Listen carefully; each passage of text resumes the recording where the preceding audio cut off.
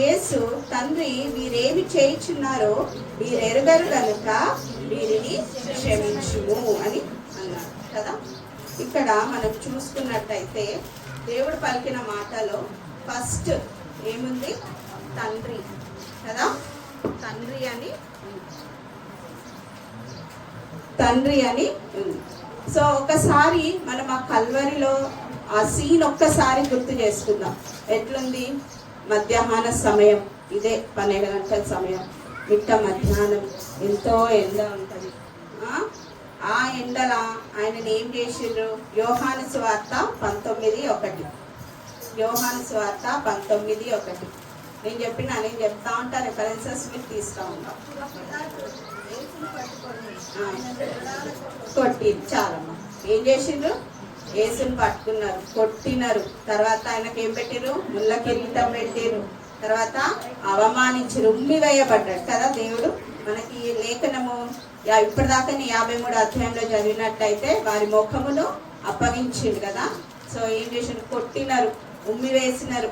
అదంతా అయిన తర్వాత సిలువ, ఆ పెద్ద సిలువను, ఆ కొండను ఎక్కుకుంటూ మోసినాడు. సిలువకి కొట్టినారు, ముళ్ళ కిరీటం పెట్టినారు. ఇవన్నీ అవమానము, బాధ, ఇవన్నీ అనుభవించుకుంటూ కూడా అక్కడ దేవుడు ఏమన్నాడు? ఏం మాట మాట్లాడిన? మొదటి మాట, తండ్రి మీరేమి చేయించున్నారో మీరు ఎరగరు కనుక వీరిని క్షమించును కదా. మనల్ని ఎవరన్నా మన అంటేనే మనకి ఎంత కోపం వస్తుంది. ఫస్ట్ ఏమొస్తుంది? కోపం వస్తుంది. ఆ మినిట్ కోపం వస్తుంది. కొంచెం టైం గడుస్తూ ఉంటే ఏమైతుంటుంది? బాధ అవుతుంటుంది. కానీ వాళ్ళని క్షమించాలన్న తలంపు వస్తుందా? రాదు కదా, అస్సలు రాదు. మనకి కొన్ని సంవత్సరాలైనా బాధపడుతూనే ఉంటాము. ఆ బాధతోని కోపం వస్తూనే ఉంటుంది, కానీ క్షమించాలన్న తలంపు రాదు. సో ఇక్కడ ఈ తండ్రిని దేవుడు ఎందుకు ఆ విధంగా యేసుక్రీస్తు అడుగుతున్నాడు అంటే, మనకు మాదిరి కోసం. ఆయన ఈ భూలోకానికి వచ్చిందే దేనికి? మనుషులకి ఏమైంది? ఏ విధంగా జీవించాలి అనేది కష్టమైపోయింది. ఆదాము నుంచి దేవుడు ఆజ్ఞలు ఇచ్చిండు వాళ్ళకి, కానీ వాళ్ళు ఏమన్నా పాటించిండ్రా? ఇద్దరే ఉన్నారు అప్పుడు. ఎక్కువ పాపులేషన్ ఉందా? ఆదాము, అవ్వ. ఆ ఇద్దరికే ఇచ్చిన ఆజ్ఞ ఏంటిది? తినొద్దు అని చెప్పిండు. ఆ ఫలం తినొద్దు అని చెప్పిండు. విన్నారా? వాళ్ళిద్దరే వినలేదు. అక్కడి నుంచి పాపం స్టార్ట్ అయింది. ఇప్పుడు జనాభా ఎంత అయింది? ఎక్కువైతా ఉంది. ఆయన ఆజ్ఞలు, ఆయన మోషేకి ఇచ్చిన ధర్మశాస్త్రము పాటించడం అందరికి ఏమవుతుంది? కష్టమవుతుంది. అది ఒక ఇంపాసిబుల్ టాస్క్ లాగా అయిపోయింది అందరికి. అది చెయ్యలేము. ఏడైతుంది?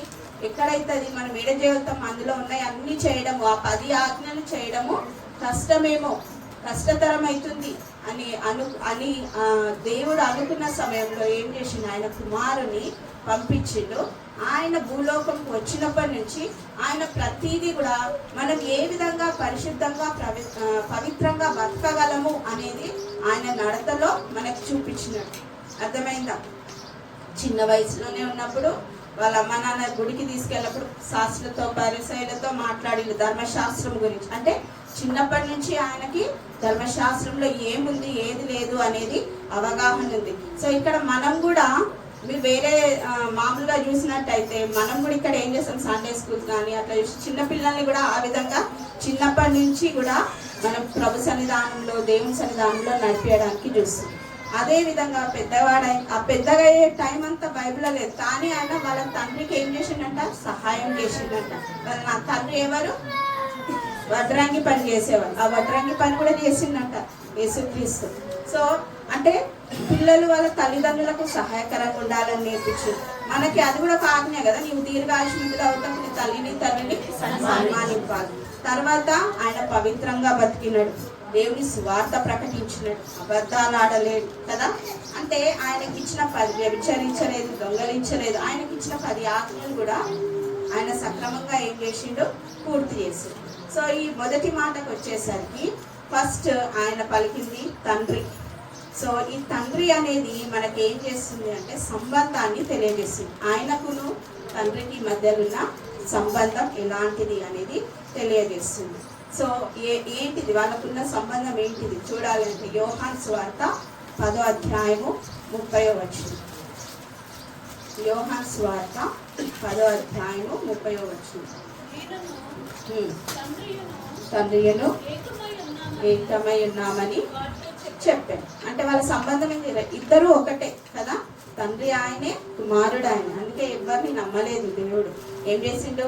ఆయననే శరీరధారి అయి కృపాసక్తి సంపూర్ణుడిగా మన దగ్గరికి వచ్చిండు. ఏ విధంగా బతకగలడు, మనుషులు ఎట్లా బతకొచ్చు, క్షమించగలమా, మరి పవిత్రంగా బతకగలమా అని చూపించడానికి, ఓపికతో సహించగలమా, అవన్నీ చేయడానికి తానే పాప పరిహారార్థ బలిగా మన దగ్గరికి వచ్చిందని. సో తండ్రికి తనకున్న సంబంధం ఏంటిది? ఇద్దరు ఒకటే పరిహారార్థ బలిగా మన దగ్గరికి వచ్చిందని. సో తండ్రికి తనకున్న సంబంధం ఏంటిది? ఇద్దరు ఒకటే, ఇద్దరు ఒకటే. అదే కాకుండా మళ్ళీ మార్కు సువార్త 14 మార్కు సువార్త 14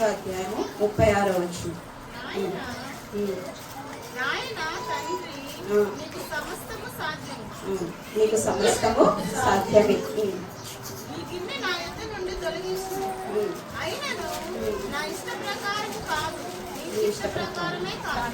సో ఇక్కడ ఏంటి?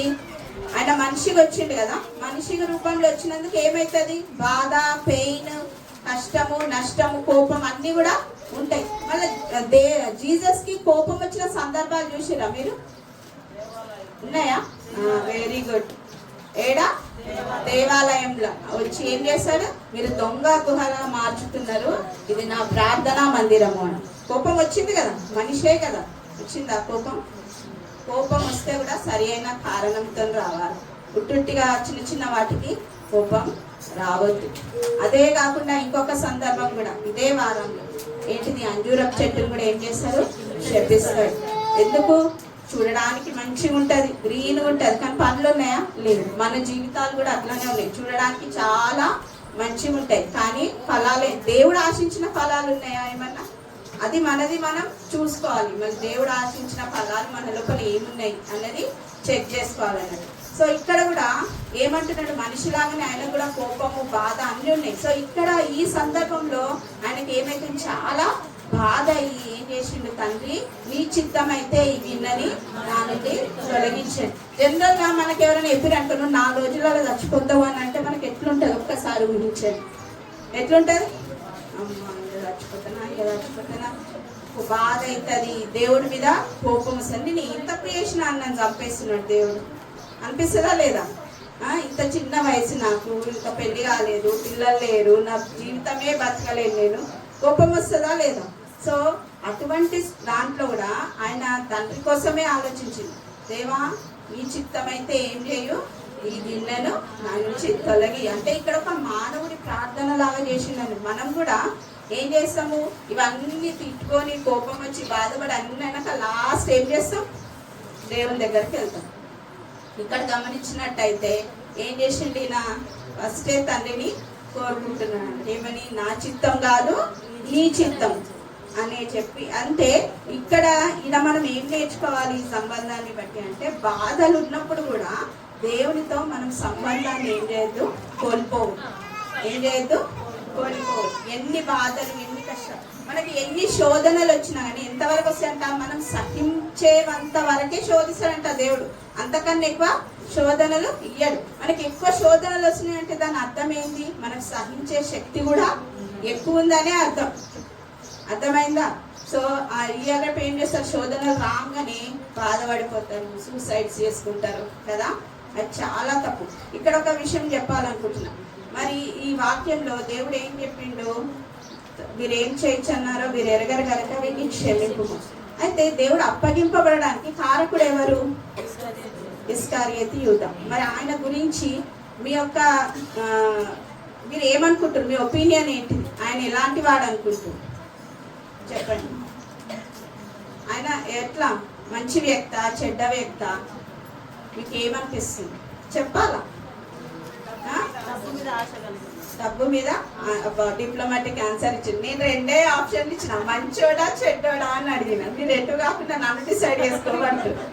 మీకేంటిది? మంచివాడా చెడ్డవాడా? చెడ్డవాడు. కానీ దేవుడికి తెలియదా? 12 మంది శిష్యులని ఎన్నుకున్నప్పుడు, యూదా ఇస్కారియోతుని ఎన్నుకున్నప్పుడు ఆయనకు తెలియదా ఆయన నన్ను అప్పగిస్తాడని? దేవుడు మనం రూపింపక ముందే మన గురించి తెలుసు. ఒక్క రోజు కూడా ఆయనకి తెలియని లెక్క ఉండదంట మన జీవితంలో. మరి ఆయనకు ముందే తెలుసు కదా.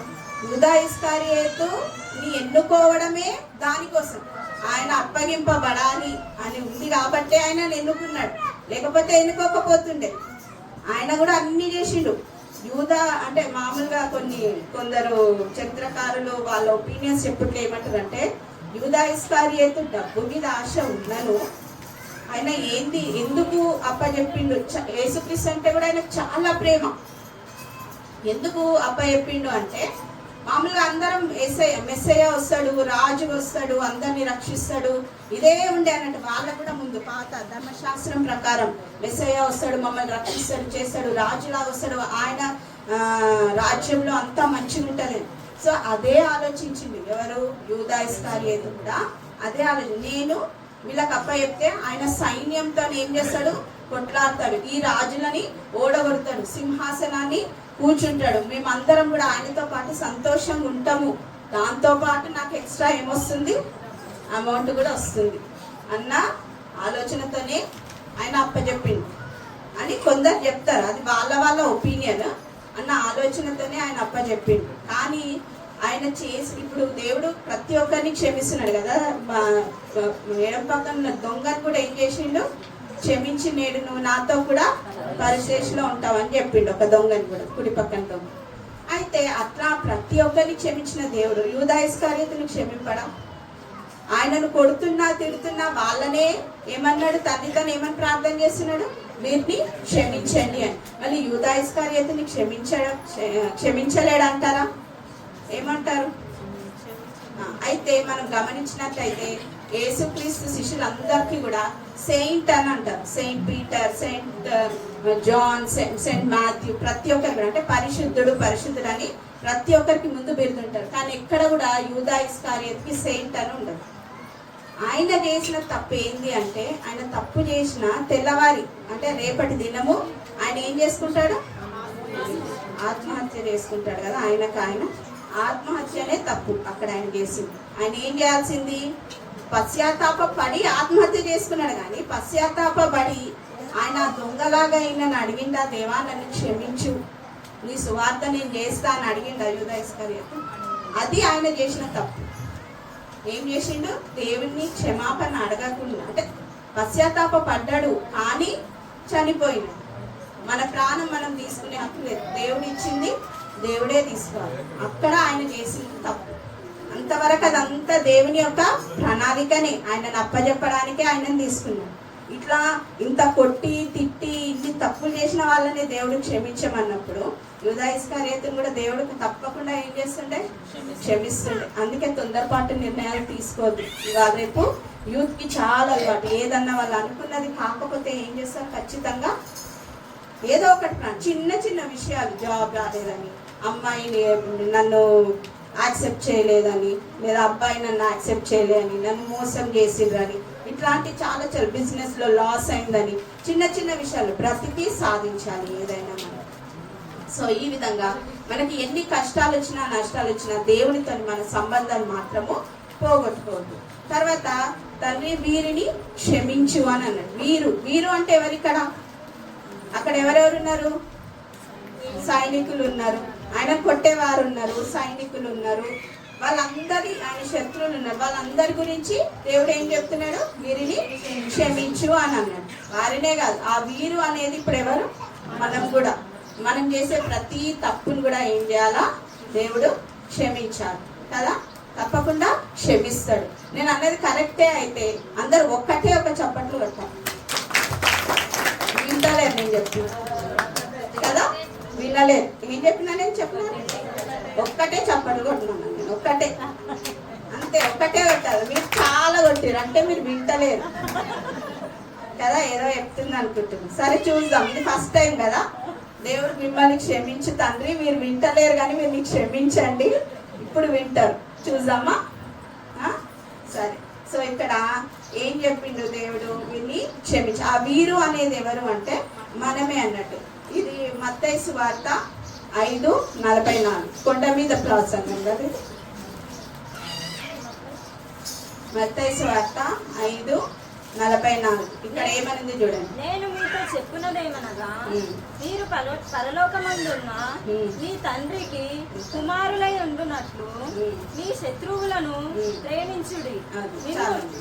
సో ఇక్కడ ఏమంటున్నాడు, మీ పరలోకపు తండ్రికి ఏమై ఉండలాగున, కుమారులై ఉండలాగున మీ శత్రువులని ప్రేమించుడు. ఇది ఎవరు చెప్తున్నారు? స్వయంగా యేసుక్రీస్తే చెప్తున్నాడు. ఆయననే చెప్తున్నాడు. చెప్పి ఊరుకున్నాడా? ఏం చేసిండు? ఆయన కూడా క్షమించిండు, పాటించిండు కదా చెప్పిన మాటలు. సో మనం ఓన్లీ కొందరు ఏం చేస్తాం, చెప్తాం కానీ చేస్తామా? చెయ్యం. మనం చేసేటట్టు అయితేనే చెప్పాలి. మంచి విషయాలు ఉంటే చెయ్యాలి కూడా ఖచ్చితంగా. సో ఇక్కడ అందుకనే ఏం చేసిండు, ఆయన మాదిరిగా వచ్చిండు మనకి లోకంలో కాబట్టి ఆయన చెప్పిన మాటలని క్షమించడం ద్వారా మనకి ఏంది లాభము? ఒకటి, మామూలుగా ఇహలోకంగా చూసుకుంటే మన మనస్సు కుదుటపడుతుంది. పరలోకంకి చూసుకుంటే మనం ఎవరి కుమారులు అవుతాము? దేవుని కుమారులు అనబడతామంట. అర్థమైందా? సో క్షమించడం ద్వారా మనకే లాభం. దేవుడికి ఏం లాభం లేదు, శత్రువుకి ఏం లాభం లేదు. ఎవరికి లాభము? మనకే లాభం. సో ఆయనని మనము క్షమించాలి. నెక్స్ట్ ఎఫెసీ 1:7. ఎఫెసీ 1:7.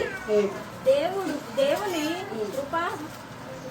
కృపా మహిమైశ్వర్యమును బట్టి ఆయన ప్రియమునందు ఆయన రక్తము వలన మనకు విమోచనము అనగా మన అపరాధములకు క్షమాపణ మనకు కలిగి ఉన్నది.